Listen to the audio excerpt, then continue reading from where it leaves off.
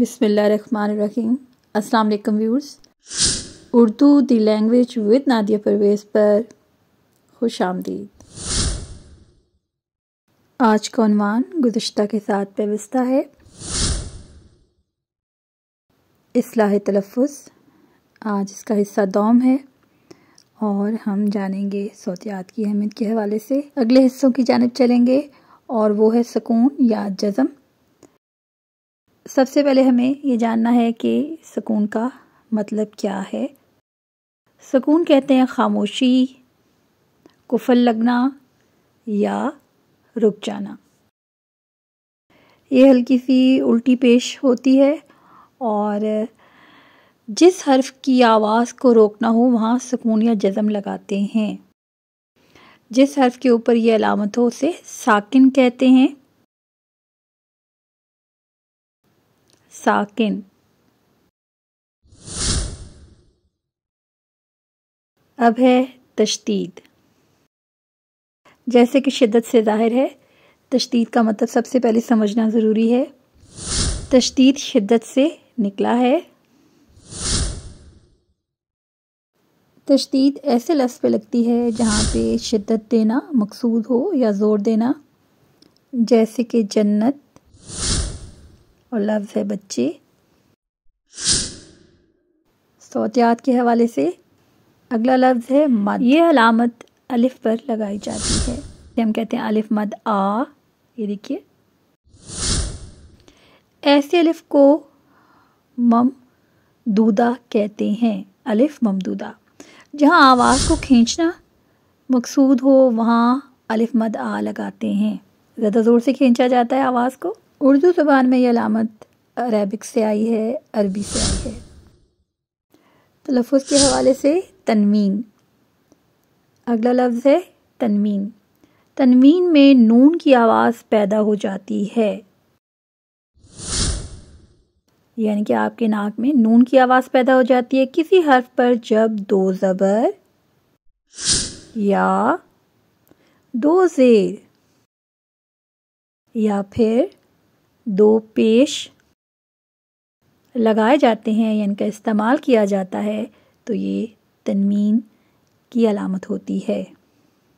جیسے اتفاقاً، دو زبر ہے اور نون کی آواز آ رہی ہے، فوراً یہاں پر بھی آپ کو نون کی آواز آ رہی ہے۔ اگلا لفظ ہے واو مادولہ۔ صوتیات کے حوالے سے واو مادولہ کو جانیں گے کہ کیا ہے۔ فارسی اور اس کے ساتھ ہی ترکی کے بعد الفاظ میں واو کی پوری آواز نہیں نکلتی۔ اس قسم کی واو کو واو مادولہ کہتے ہیں۔ کیا کہتے ہیں؟ واو مادولہ۔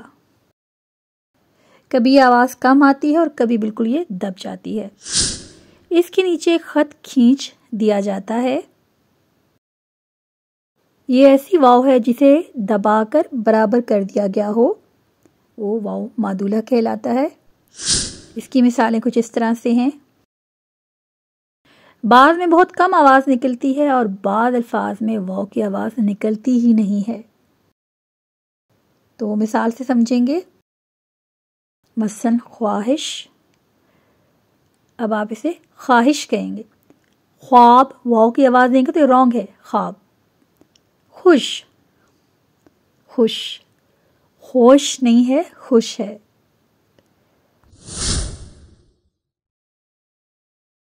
تلفظ کی اصلاح کے لیے یہاں پہ نون غنہ کی اہمیت کو جاننا بھی بہت ضروری ہے۔ نون غنہ، کسی لفظ میں نون پوری آواز نہ دے تو اسے نون غنہ کہا جاتا ہے۔ اور آپ نے دیکھا بھی ہوگا جس میں نقطہ نہیں ہوتا وہ نون غنہ کہلاتا ہے۔ اس کی ادائیگی کے وقت ہوا منہ کی بجائے ناک سے نکلتی ہے۔ نون غنہ ایسے ہمیں سکھایا جاتا تھا۔ کسی دوسرے حرف کے ساتھ اس کی آواز شامل نہ ہو۔ جب نون کو وضاحت سے بولا جائے تو اسے اعلان نون کہا جاتا ہے، اور یہ کیا کہلاتا ہے؟ نون غنہ۔ جیسے محاورتاً کہہ دیا جاتا تھا کہ آپ کیا نون کا نقطہ بنے ہوئے ہیں، یعنی سب سے الگ تھلگ۔ یہاں پہ لفظ ہے گمان۔ انگوٹھی، ایک اور لفظ ہے گاؤں۔ امید ہے آج کے سبق سے آپ محظوظ بھی ہوئے ہوں گے اور آپ کے علم میں بھی اضافہ ہوا ہوگا۔ اس حوالے سے ابھی مزید وضاحت باقی ہے تو اس کے لیے آپ کو حصہ سوم کا انتظار کرنا پڑے گا۔ ویڈیو دلچسپی کا باعث رہے اور اس میں طوالت نہ ہو، اس لیے ہم نے حصہ سوم کا انتخاب کیا ہے۔